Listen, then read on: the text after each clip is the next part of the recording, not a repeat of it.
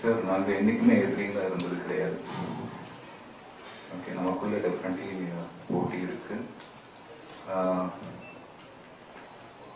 எந்த ஃபீல்டு எடுத்துட்டாலும் சரி சார், போட்டி இருக்கும், பொறாமல் இருக்கும், எல்லாமே இருக்கும். பட் ஒரு பர்சனல் லெவலில் யாரையும் பாதிக்காமல் இருக்கிற அளவுக்கு இருந்தால் அது ஆரோக்கியமான விஷயம். ஸோ எப்படி உங்களுக்குள்ள போட்டி இருக்கோ அதே போல வந்து எங்களுக்குள்ளேயும் போட்டி இருக்குது. பட் பர்சனலாக எந்த இதுவும் கிடையாது சார். ஸோ டெஃபினட்டாக நாங்கள் எதிரிங்க.